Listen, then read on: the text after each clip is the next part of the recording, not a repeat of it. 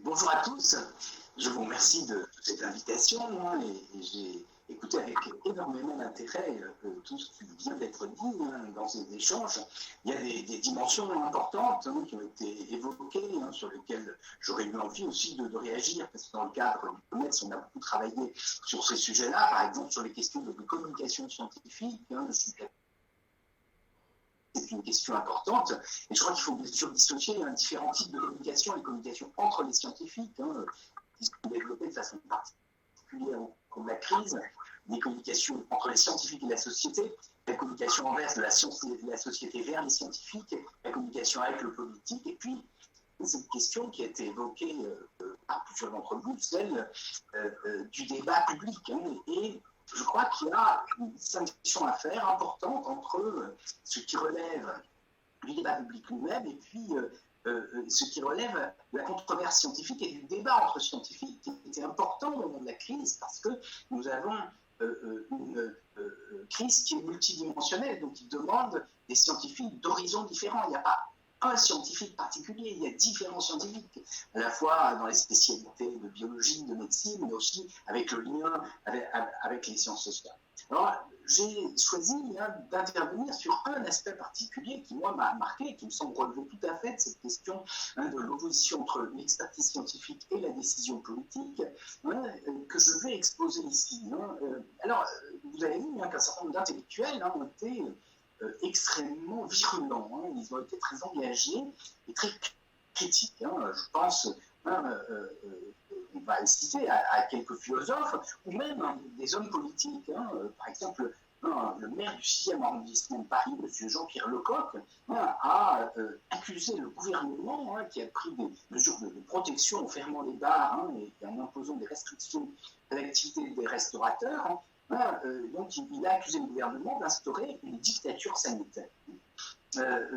Pour ces philosophes, comme pour ces hommes politiques, le comité scientifique présidé par Jean-François Delfrécy, est placé au prix du président de la République, ou le comité CARE, comité d'analyse, de recherche et d'expertise, présidé par Françoise Barré-Senoussi, suscite une forme de réprobation. Selon eux, ils dictent au gouvernement la conduite à suivre, et de ce fait, ils interfèrent avec les institutions républicaines et imposent une forme de pouvoir d'exception. C'est de ça, je crois, dont il faut parler. Alors, emblématique de ces intellectuels, alors peut-être extrême d'ailleurs, je voudrais citer un philosophe italien, Giorgio Agamben, qui a affirmé que les mesures gouvernementales révélait la vraie nature de la politique moderne. Je vais le citer, donc politique moderne dont l'enjeu dernier serait la vie biologique en tant que telle. Et toujours selon Agamben, notre société ne croit plus à rien d'autre qu'à la vie nue. La vie nue n'est pas quelque chose qui unit les hommes, mais plutôt les aveugle et les sépare. Alors, je veux dire, à titre personnel, je trouve qu'une telle affirmation est un petit peu étrange, surtout pour des gens qui s'intéressent à l'éthique. On pourrait citer par exemple des gens comme Vladimir Yankelevitch, au début du traité des vertus, affirme que l'éthique doit être une recherche du plus-être, qui s'oppose à la mort. Et donc on voit qu'il y aurait un débat. Mais je voudrais citer quelqu'un d'autre, qui est une professeure d'économie, qui dans Le Monde, Madame Hennicott, s'interroge dans une tribune sur l'étatisation de la biologie et l'effacement du politique. Selon elle, l'état de droit renoncerait à ses prérogatives en se soumettant à des contraintes imposées par les scientifiques. En l'occurrence, à la restriction de la liberté d'aller et de venir, à laquelle le confinement nous a contraints, l'État nous soumettrait à des normes sanitaires disproportionnées, à un logiciel de traçage liberticide. Et donc, cette question-là, je crois qu'il faut poser. Et dans leur réprobation, ce qui est intéressant, c'est que tant Jean-François Agamben que Hennicott se réfèrent aux écrits de Michel Foucault, qui, selon eux, aurait théorisé la situation actuelle et en particulier l'usurpation du pouvoir par des scientifiques avec une notion de biopouvoir et de biopolitique. Hennicott va même jusqu'à affirmer que nous aurions vécu pendant la crise un moment foucaldien. Alors, pour essayer de comprendre en quoi ces deux concepts de biopouvoir et de biopolitique pourraient aider à penser le présent, je propose ici de penser un petit moment à se replonger dans les écrits de Michel Foucault lui-même, car, bon, cette matière, comme bien d'autres, mieux vaut avoir affaire au bon Dieu qu'à ses saints, hein, et je crois que c'est intéressant de revoir ce que disait Michel Foucault. Alors, pour ça, je crois qu'il faut rappeler que la perspective générale de Michel Foucault hein, porte sur l'évolution au cours des mentalités. Selon lui, hein, comme il l'explique dans un chapitre de son premier tome de l'histoire de la sexualité, qui est un droit de mort et pouvoir sur la vie, donc selon Michel Foucault, les transformations majeures se produisent aussi entre le XVIIe siècle et le XIXe siècle. Et là où auparavant le souverain disposait du pouvoir du glaive, c'est-à-dire du droit de faire mourir, on passe progressivement à un pouvoir de faire vivre, pour la mise en œuvre duquel le souverain peut prendre en considération la vie de ses sujets. Dans un premier temps, hein, du XVIIe au début du XVIIIe siècle, ce pouvoir de faire vivre s'exerce exclusivement sur les corps individuels, par tout un système de surveillance, de hiérarchie, d'inspection, d'écriture, un rapport qui vise à rationaliser de la façon la plus économique possible l'exercice du pouvoir. Cela recouvre ce que Michel Foucault appelle la technologie disciplinaire du travail.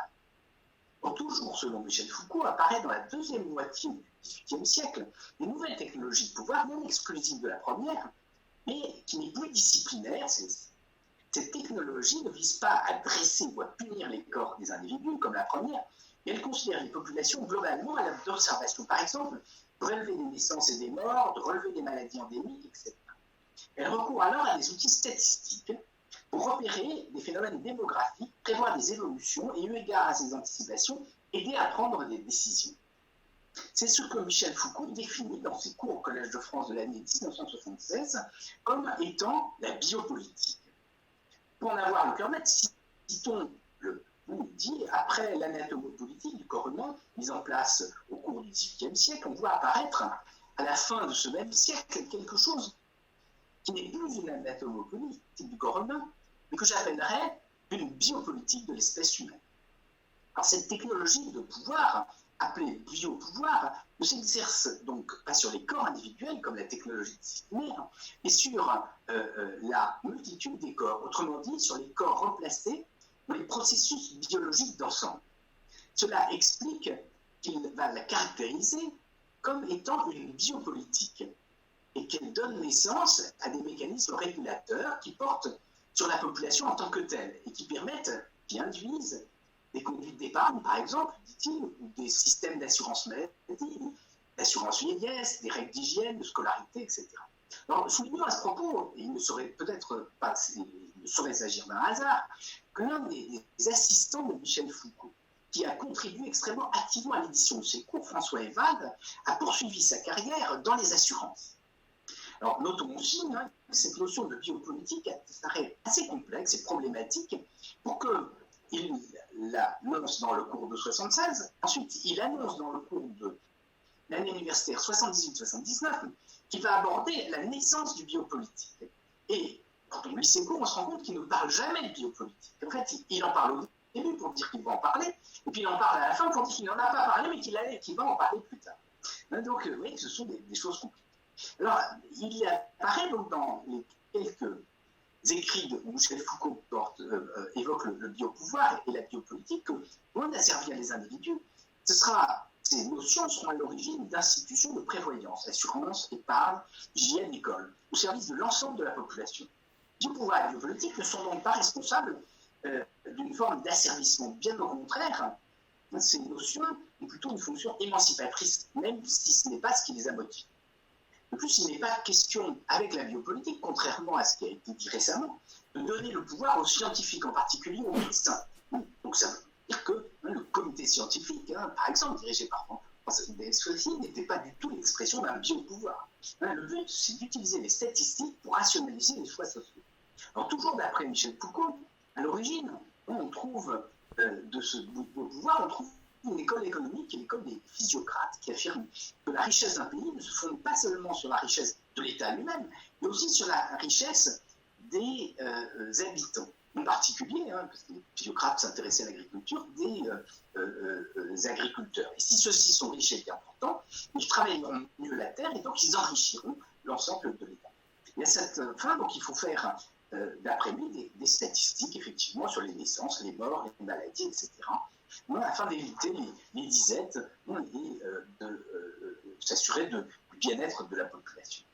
Alors, la biopolitique, elle tend à favoriser la vie, mais elle peut avoir des conséquences fâcheuses, toujours d'après Michel Foucault.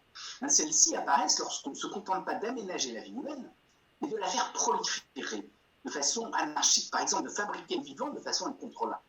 Ainsi, les dérives actuelles de la biologie, par exemple les manipulations du génome avec la technique CRISPR-Cas9, qui ont conduit à la naissance des 2 jumelles génétiquement modifiées, Lulu et Nana, en Chine en 2018, ce dont tout le monde se souvient, relèverait d'une certaine façon de ce biopouvoir. Michel Foucault lui-même pensait que le racisme biologique qui s'introduisait en Europe au XIXe et qui culmina avec le nazisme la première moitié du XXe siècle relève aussi de ce biopouvoir. Mais il ne s'agit pas, je crois qu'il est important d'insister là-dessus, d'une prise de pouvoir par les scientifiques, mais bien plutôt d'une utilisation, voire d'un détournement de la rationalité scientifique par le pouvoir politique à des fins purement instrumentales. Alors, aujourd'hui, dans le contexte actuel, dans le contexte du Covid, de tels excès, en particulier le racisme, l'eugénisme, apparaissent assez peu probables. Et sans doute les armes dont nous disposons pour lutter contre la maladie relèvent-elles une forme de biopolitique au sens que Foucault donne à ce terme, à savoir d'observation instituée sur la population, d'analyse statistique et d'anticipation, mais ça ne correspond pas à la prise de pouvoir par un comité scientifique. Alors de plus, la condamnation de la biopolitique à laquelle se livrent les intellectuels que nous avons mentionnés déconcerte, car dans le contexte actuel, son rejet, c'est-à-dire l'ensemble de ces statistiques, nous laisserait être démunis face à cette maladie. Bon, je conçois qu'il y a un malaise qu'on a évoqué tout à l'heure, lié au manque de débat public entre les conclusions des scientifiques et la prise de décision politique. Et ça, il faut l'encourager. Mais en tout cas, ça n'est pas cela que mentionne Michel Foucault lorsqu'il parle de biologie politique. Alors comment donc empêcher que derrière la mise en cause comment est-ce qu'on pourrait s'empêcher de penser que derrière la mise en cause de biopolitique, il y ait autre chose, et en particulier lié au nom de la défense de la liberté individuelle, une forme de libertarianisme qui pourrait supprimer les mécanismes régulateurs évoqués plus haut. Je crois que, bien sûr, il y a un pas qui demanderait à réfléchir. Et dans ce cas-là, on se retrouverait, si on supprimait ces mécanismes régulateurs, dans une société tout à fait déstructurée. Et ce qui est intéressant d'ailleurs, c'est que les hommes d'État qui renéclarent le plus devant les anticipations scientifiques, ou les anticipations statistiques, comme Donald Trump aux États-Unis, Jair Bolsonaro au Brésil, ou Boris Johnson au Royaume-Uni, sont aussi ceux qui ont cherché à détruire les mécanismes assurantiels et protecteurs. Donc voilà, moi j'ai essayé de replacer cette notion de biopolitique dans son contexte historique pour essayer de mieux la comprendre. J'espère que ça aidera bien sûr à notre réflexion. Merci. Merci beaucoup, Jean-Gabriel, c'était très intéressant. Un immense merci. Alors, je montre, parce que c'est ton livre de référence, j'ai bien compris, tu as regardé comme moi, on s'est penché avec beaucoup plus d'attention sur les cours de Michel Foucault, effectivement, qui sont repris avec, effectivement, François Reval qui a souligné, effectivement, cette... merci mille fois, c'était... Juste quand même, pour préciser, pour les éditeurs, bizarrement, ce livre qui s'appelle La naissance de la biopolitique, en réalité, ne parle pas du tout de la biopolitique. Ce que j'ai expliqué, c'est qu'il en parle au début, il dit qu'il va en parler, il en parle à la fin, et en réalité, on trouve des références à la biopolitique sur d'autres cours de Michel Foucault et sur l'histoire de la sexualité. Donc, ça vous intéresse, je vous donnerai les références, mais c'est assez amusant parce que, justement, ça montre bien en quoi c'est une notion complexe, et en tout cas, on la utilise, je crois, un tout petit peu de façon excessive dans ce contexte. Tout à fait. En tous les cas, merci de cette brillante intervention. Je crois que le comité d'éthique du CNRS a été le premier à prendre position au tout début, finalement, de la crise, sur qu'est-ce que c'est l'éthique de la recherche, c'est-à-dire est-ce qu'une instance comme l'instance du comité d'éthique que tu présides au CNRS doit intervenir sous quelle forme pour apporter de la clarification par rapport à ce qu'on a vu au niveau de ce qui est apparu pour certains comme une forme de dérégulation au niveau de ce qu'était l'éthique de la recherche et l'intégrité scientifique. Est-ce qu'il y a un plan d'action, un plan de mobilisation, un plan de production d'éléments essentiels aujourd'hui et qui explique pourquoi on s'est trouvé un peu dans cette situation? Alors, je te remercie de ces questions. J'ai pas voulu justement parler uniquement des actions de COMEX, mais enrichir la réflexion sur une notion qui me semblait problématique. Alors, effectivement, très tôt, on a, en tant que COMEX, été assez marqué par la diffusion d'informations fausses et aussi par le fait qu'un certain nombre de gens qui étaient des scientifiques, reconnus comme étant des scientifiques, expliquaient qu'on devait, en situation de crise, s'affranchir d'un certain nombre de règles classiques de la démarche scientifique, en particulier sur les questions de publication, mais aussi sur les questions d'expérimentation, avec des confusions entre l'observation et l'expérimentation et la modélisation. Et donc, ça nous a conduit effectivement à faire un petit communiqué assez rapide avec la mission à l'intégrité scientifique du CNRS pour rappeler que la situation d'urgence ne justifiait pas que l'on fasse des entorses à l'intégrité scientifique. La situation du scientifique est particulière et c'est d'abord une quête de vérité. Alors, il peut y avoir des controverses, il y a des controverses, et on n'est pas tous d'accord, mais justement ces controverses sont amenées à se régler. Je crois que de ce point de vue-là, je suis à la fois d'accord sur ce qu'a dit Pierre-Benoît Joly sur le fait qu'il faut qu'il y ait des débats avec la société, mais je crois qu'il faut bien dissocier ce qui est le débat scientifique, entre scientifiques, et je crois que le comité scientifique, ou les comités scientifiques, celui de Jean-Paul et celui de Françoise Marie-Moussi sont là pour éclairer le politique avec un débat scientifique entre les scientifiques. Et puis ensuite, il y a effectivement un étage intermédiaire, c'est ça qui a manqué, entre ces éléments scientifiques et puis la prise de décision politique. Et c'est là, je crois, où il y aurait dû y avoir un débat scientifique. Donc ça, c'est le premier point sur lequel on veut insister. Puis le deuxième point que j'ai mentionné de façon incidente tout au début de ma présentation, c'est sur la communication scientifique.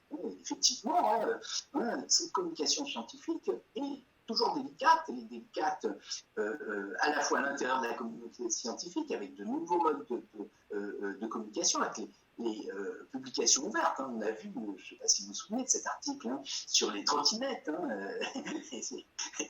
ce cahier-là qui a été fait, qui montre bien que les systèmes d'évaluation par les pairs peuvent dans certains cas poser problème. Donc, communication entre scientifiques, communication entre les scientifiques et le reste de la population, ce qui est normalement une tâche de très longue haleine.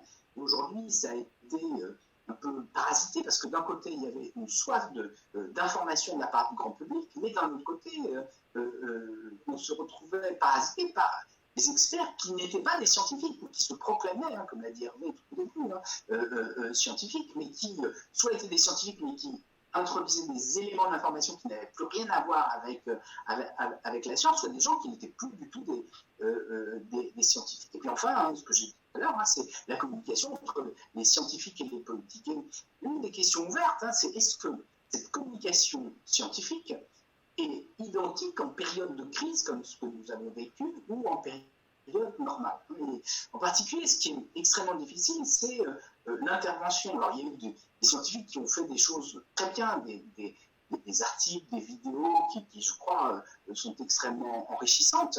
Mais bien sûr, comme il y avait une très grande soif de savoir, les scientifiques étaient invités à prendre la parole dans des chaînes d'information grand public où là, il y a un rythme qui n'est pas tout à fait le rythme auquel les scientifiques sont habitués, et où, bien sûr, l'explication ne peut pas être faite simplement. Et aussi, pour des raisons médiatiques, on mettait en scène sur un plateau de télévision des gens qui étaient censés s'opposer. Et donc, on a créé des débats de façon artificielle, et tout ça, je crois, me semble extrêmement problématique. Et je crois, comme ça a été dit tout à l'heure par Hervé, je ne suis pas certain qu'il y ait eu de vrais débats scientifiques, alors que dans la population, il y a eu le sentiment, malheureusement, qu'il y avait énormément de controverses et qu'il y avait assez peu d'accords. Et je crois que ça fait vraiment partie des problèmes qui se sont posés. Et là-dessus, je ne sais pas très bien ce qu'on peut faire dans le futur. Alors, on va terminer en disant que on est en train de préparer un rapport un avis sur ces questions de communication scientifique. J'aurais terminé en disant que dans les annexes de la LPPR, on voit un certain nombre de choses qui sont tout à fait discutables, et en particulier, il y a l'idée qu'il faudrait qu'il y ait une agence de communication scientifique. Alors, est-ce que ça doit relever d'une agence qui va fabriquer des communiqués scientifiques, ou est-ce qu'il faut que les scientifiques soient directement en contact avec la population par de différentes façons? Ce sont des questions ouvertes. Je n'ai pas de réponse définitive sur ces points, mais je crois que ça mérite effectivement débat. Un immense merci. Tu as introduit quasiment la question qui va être posée et développée le 4 novembre à la prochaine séance, sciences ouvertes, intégrité, fiabilité scientifique.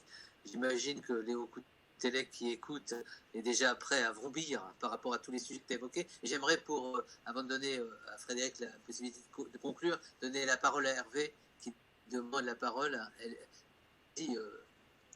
on t'écoute avec attention. Oui, non, juste pour dire, puisqu'on a parlé tout à l'heure de responsabilité, pour continuer sur ce que disait Jean-Gabriel, qui a eu même des paroles catastrophiques. Sur un des plateaux de télévision, il y a un chercheur de Pasteur Lille qui s'est exprimé avec un médecin de l'assistance publique. Ils se sont exprimés comme une discussion de café du commerce, ou comme une discussion qu'on peut en avoir sur un coin de table de restaurant. Le résultat, c'est un déchaînement en Afrique, puisque l'idée était d'utiliser les BCG comme... C'était sur l'histoire des vaccins, tu dois préciser. Les vaccins, c'était l'idée de vacciner avec le BCG et d'utiliser cette vaccination comme prévention d'autres maladies. Mais les propos ont été tellement café du commerce, tellement maladroits, tellement peu prudents et peu argumentés, qu'il y a eu un débat qui est remonté jusqu'au directeur général de l'OMS et qui a déclenché une tempête anti-française à travers toute l'Afrique, en disant comment est-ce que des scientifiques français peuvent traiter les Africains aussi mal et les considérer juste comme des animaux de laboratoire. Donc la responsabilité du scientifique dans ce contexte-là, c'est aussi de toujours se rappeler que sa parole engage la communauté, engage son institution. Je vois Jean-Gabriel qui sourit, mais c'est vrai qu'on parle au nom du CNRS, quand on met en doute directeur de recherche au CNRS ou directeur de recherche à l'INSERM, on parle aussi au nom de son institution. Et je pense que cette responsabilité et l'éducation à la manière dont on parle en public, en portant la responsabilité d'une institution, est quelque chose de très grave. Et puis je profite que j'ai la parole pour remercier très sincèrement Jean-Gabriel d'avoir parlé de Foucault, qui est l'une de mes références, il le sait bien. Et effectivement, Foucault, dans une de ses conférences, résumait quand même en disant que le biopouvoir, c'est l'échange de plus de vie, c'est tout qu'on connaît depuis un siècle et demi sur l'allongement de la durée de la vie et l'allongement de la qualité de la vie, contre certaines formes de restriction des libertés, et certaines formes de restriction des libertés, et on en rediscutera peut-être dans d'autres débats, c'est aussi pourquoi est-ce qu'il faut avoir des vaccinations obligatoires, ou pourquoi est-ce que la France est le pays où il y a l'hésitation vaccinale la plus terrible, la plus importante de tous les pays développés, puisqu'on a comme 40% de notre population qui doute des vaccins. Donc